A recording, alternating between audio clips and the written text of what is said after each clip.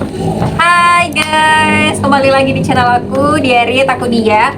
Oh iya, info untuk kalian yang baru gabung di channel aku. Jadi channel aku ini ngebahas tentang perbukuan, entah itu review, info menarik tentang perbukuan deh ya. Sekarang aku mau bikin konten yang beda dari yang biasa. Perasaan kontenku baru dikit deh. Ya sekarang aku mau coba ini deh, bikin trading vlog ya. Kali aja kamu tertarik gitu kan. Nah, jadi buku yang bakal aku bikin jadi reading vlog kali ini adalah ini dia. Aku tuh kemarin udah baca karya beliau ya, si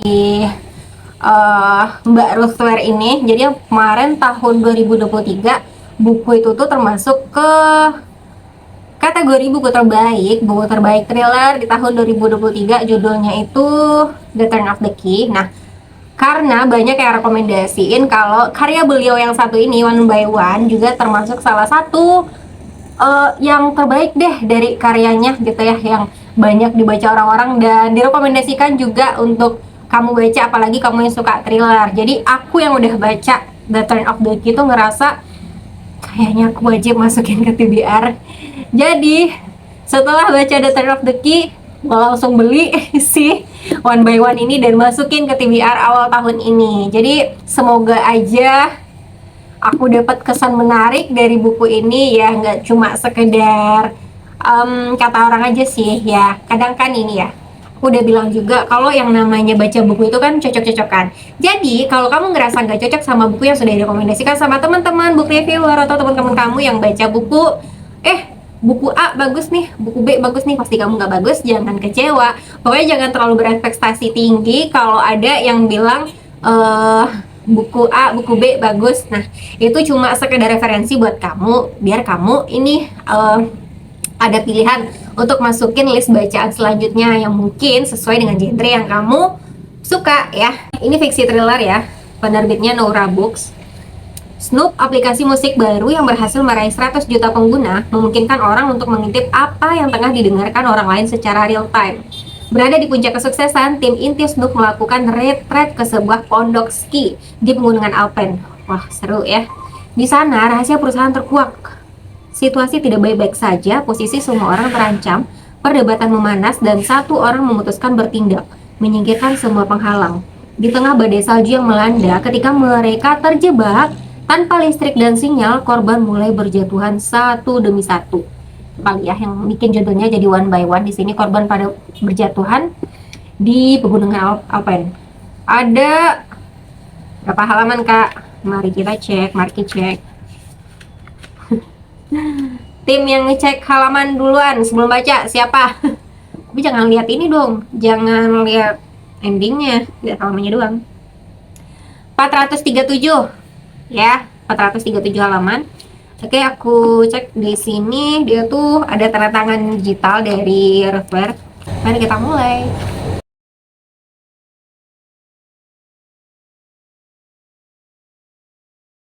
Sekarang lagi belajar pakai book tabs di buku gini sih. Tapi belum berani untuk annotate, coret-coret buku karena masih sayang. Nah, kalau orang-orang tuh kayak banyak banget ya ngambil warna di book tabsnya itu, aku kurang suka. Nah, kalau aku tipenya cuma dua warna. Jadi warna yang pertama itu aku pakai untuk quotes atau kalimat yang bermakna atau ngasih insight di aku.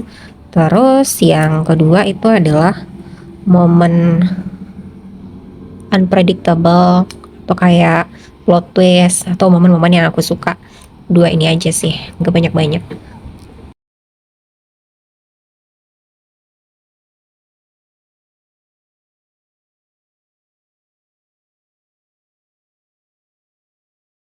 Oke, aku udah baca beberapa bab di sini, sekitar 4 bab yang aku baca. Jadi di sini ceritain tentang sekelompok staf karyawan dari ini ya, perusahaan Snoop, aplikasi musik baru yang lagi naik daun banget dan banyak digunakan orang-orang, pokoknya lagi trending di pokoknya aplikasi ini. Dan mereka Pergi di sini ceritanya pergi retret, tapi kalau di kita itu kayak ini ya, em, temu ramah, gathering, kayak itu nggak sih ya? Kayak gathering, terus mereka memilih sebuah penginapan di pegunungan Alpen. Pondok ski deh, sebuah pondok ski namanya di sini ya. Kalau di babnya. Nah, eh sampai di bab keempat ini aku belum ngerasain ada hawa-hawa misteri atau thriller, tapi di sini baru ngejelasin tentang perjalanan mereka ke sana. Dan di sini dia pakai sudut pandang masing-masing tokoh. Jadi di sini baru pakai dua sudut pandang. Aku nggak tahu nanti akan ada sudut pandang yang lain. Jadi di sini dipakai sudut pandang si Liz. Liz namanya salah satu dari staf perusahaan tadi, dan juga Erin. Erin adalah yang punya pondok ski ini. Jadi di sana nama pondok skinya itu Chalet. Istilahnya pondoknya itu namanya Chalet ya. Terus sampai bab keempat, kalau dibilang page turner belum sih, karena dia belum masuk ke konflik. Dan sejauh ini aku masih berusaha menemukan inti benang merah dari cerita ini ya. Masih berusaha baca selanjutnya gimana jalan cerita selanjutnya. Dan sejauh ini ya, masing-masing bab itu dia punya 4 lembar, 4 sampai 5 lembar deh, jadi nggak panjang. Dan itu salah satu yang ngebantu aku setelah baca per bab jadi penasaran untuk baca bab selanjutnya. Dan aku juga ini sih, aku juga termasuk orang yang suka gampang bosan kalau satu bab itu panjang banget gitu kan. Nah, di sini dia bikin babnya 3, 4 atau 5 lembar deh paling banyak. Jadi oke, sejauh ini sih aman ya. Mari kita lanjutkan.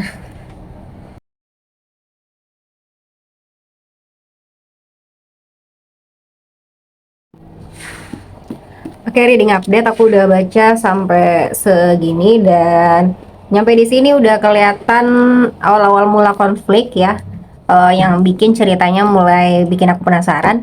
Dan di suatu malam mereka yang staf perusahaan ini mengadakan pertemuan. Pertemuannya itu kayak non formal gitu deh, kayak ngumpul-ngumpul gitu kan. Tapi di sana diungkap cerita lama di balik perusahaan ini. Ternyata dulunya perusahaan Snoop ini, aplikasi musik ini tuh pernah mau bangkrut. Nah, sejak saat itu dilakukanlah keputusan oleh si pemilik perusahaan ini. Dia memutuskan untuk buyout. Jadi buyout di sini itu memutuskan perusahaannya ini sahamnya dibeli oleh beberapa orang gitu kan, karena kan dana tadi nggak ada. Nah, yang membeli itu adalah stafnya sendiri. Nah, masing-masing dari mereka ada yang membeli sekian persen, sekian persen, sekian persen. Nah, dari sana ternyata terlahir masalah baru. Di sini terlihat yang signifikan yang namanya Liz ya. Jadi dia ngebeli sahamnya itu cuma 2% dengan harga sekian. Tapi dengan menggunakan POV-nya dia yang paling banyak, aku rasa memang bukan paling banyak ya, tapi hanya POV dia aja, sudut pandang dia aja di buku ini. Dan satunya lagi sudut pandang dari Erin, pemilik dari Chalet tadi yang punya pondok ski. Si Liz ini ngerasa tertekan, kayak ada beban setiap dia melakukan kegiatan yang ada di acara pertemuan ini tuh. Jangan aku deh, jangan aku, kenapa aku harus ada di sini, kayak batinnya tuh menolak.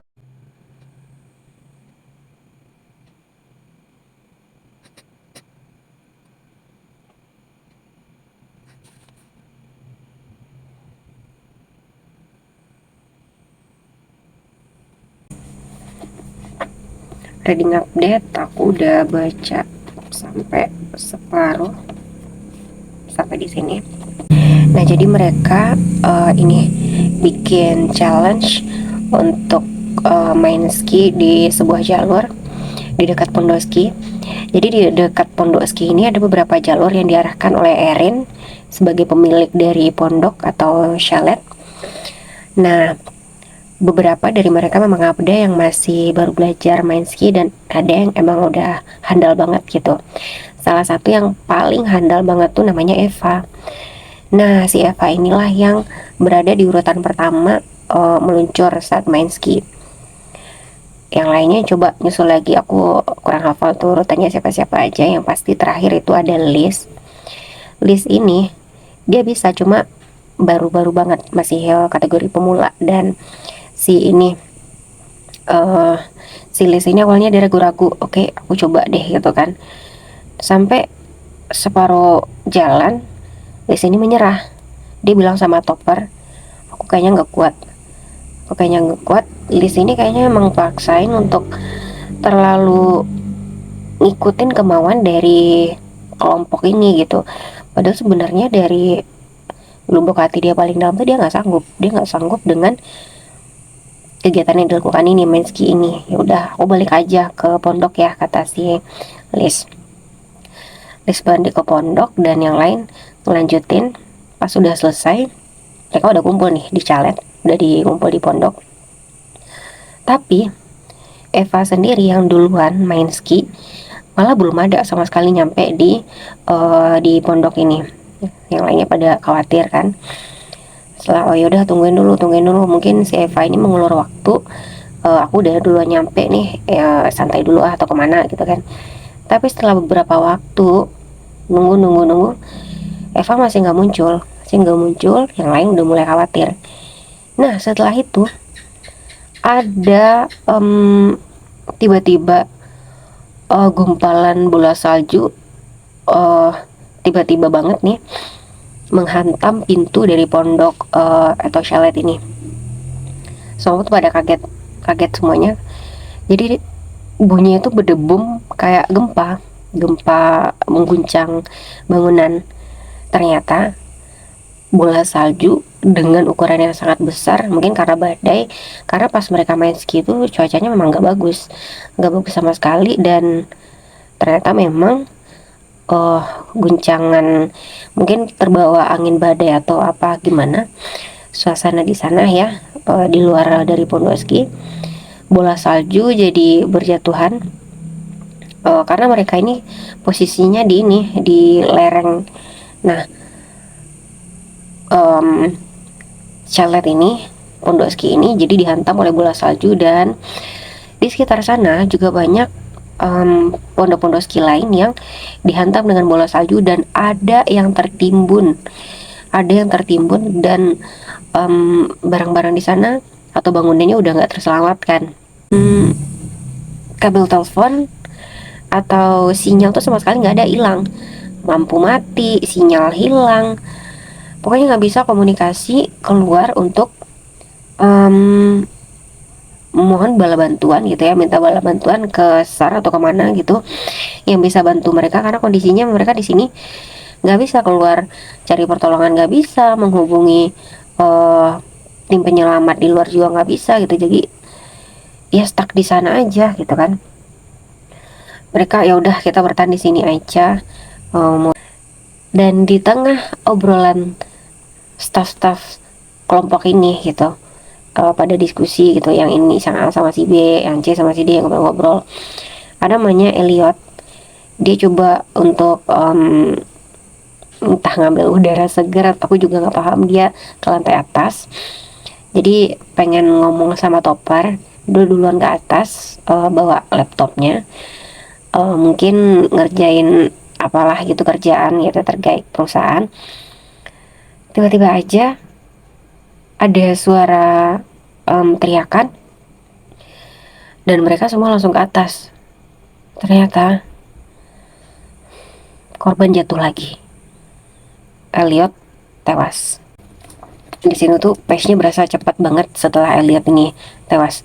Tapi di saat mereka main ski gitu ya, sebelum si Eva hilang, itu masih berasa agak slow pace. Nah sekarang nih udah masuk di separuh, aku berasa pace-nya makin cepat karena mungkin ini ya udah jatuh lagi korban. Oke, mari kita lanjut.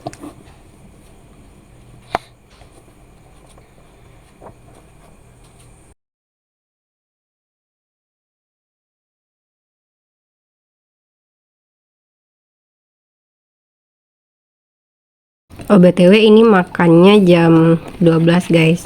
Jadi kalau ini buat makan buat makan siang cocok nggak menurut kalian?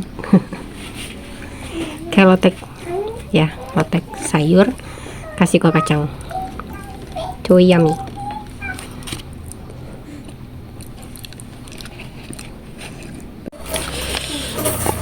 Paling suka lotek kayak gini tuh nggak dipakein lontong, ini beneran sayur sama mie doang. Oke, reading update yang terakhir. Aku bacanya kemarin terakhir kan pas nyampe di tengah, waduh, kelipet. Tidak sadar pas masukin ke book sleeve ya, ini kayaknya kelipet. Duh, ada apa? Dikit. Oke, nyampe di tengah tuh kemarin ya, aku masih inget tuh di bagian deket sini.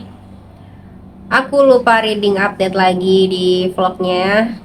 Oke, aku suka dengan gaya penulisannya Roswell dan ide cerita yang diambil di sini juga menarik ya, tentang aplikasi musik yang namanya Snoop, di mana kita bisa mendengarkan musik dalam satu waktu tuh ada beberapa musik gitu, tapi kita bisa dengar sama orang lain ya. Aku juga suka latar yang diambil itu di pegunungan Alpen di saat cuaca dingin ya. Tepat banget tuh, sehari setelah aku namatin buku ini, aku nonton ini tayangan channel YouTube Traveler yang kebetulan dia juga jalan-jalan di pegunungan Alpen. Jadi aku bayangin tuh cerita yang dikonsepkan oleh Rothware, kalau lokasinya di tempatnya seperti ini, oh ini dapet nih, cocok ya dengan konsep yang beliau sajikan gitu. Aku cuma kurang puas aja sama plot yang disajikan di sini, terasa bener-bener membosankan. Terus untuk nebak pembunuhnya itu tuh mudah banget gitu, udah baca dari awal. Nah ya, pas di puncak konflik, aku berharap ada yang boom gitu kan, tapi ternyata plotnya malah keseret, gak jelas. Jadi di sini tuh kan ada dua sudut pandang. Yang pertama ada Liz. Liz ini adalah mantan karyawan dari Snow, sekarang adalah pemegang salah satu saham dari perusahaan. Dan yang kedua ada Erin. Erin adalah pemilik dari chalet atau pondok ski tadi yang kebetulan punya masa lalu yang buruk di tempat dia tinggal di pegunungan Alpen ini. Dan juga ya, tokoh yang diceritakan di buku ini tuh lumayan banyak gitu. Nggak ada perkembangan karakter sama sekali di tokohnya. Sampai kadang aku lupa, oh ternyata oh, ada si A, oh ada si B, oh iya ya, oh kok tadi nggak dibahas gitu kan. Nggak ada perkembangan sama sekali, saking banyaknya, dan nggak terlalu fokus. Oke, aku simpulkan, aku lumayan menikmati baca buku Rothwell yang kedua ini setelah The Turn of the Key yang kemarin yang, duh, sayang banget ya, dulu tuh di pemenang buku thriller terbaik di tahun 2023. Sebenarnya aku menikmati baca buku one by one ini, tapi karena udah baca ya dengan judul yang berbeda karya beliau sebelumnya, The Turn of the Key, aku berharap ada yang lebih sih di buku ini. Tapi it's okay, nggak apa-apa. Oke, segitu dulu reading vlog aku, reading vlog yang pertama. Baca buku thriller ya. Gimana menurut kalian reading vlog versi aku? Menarik atau apa yang perlu kalian saranin? Mungkin gaya ceritanya kayak gini kak, atau mungkin perlu ditambah lagi footage-nya kak? Boleh deh komen di bawah ya. Oke, sangat berguna sekali. Pokoknya kalau baca komen kalian tuh seneng deh. Aku senang kalian terus mengikuti perkembangan akun aku ini. Semoga makin bagus ke depannya. Oke? Amin. Terima kasih sudah menonton video ini. Dah.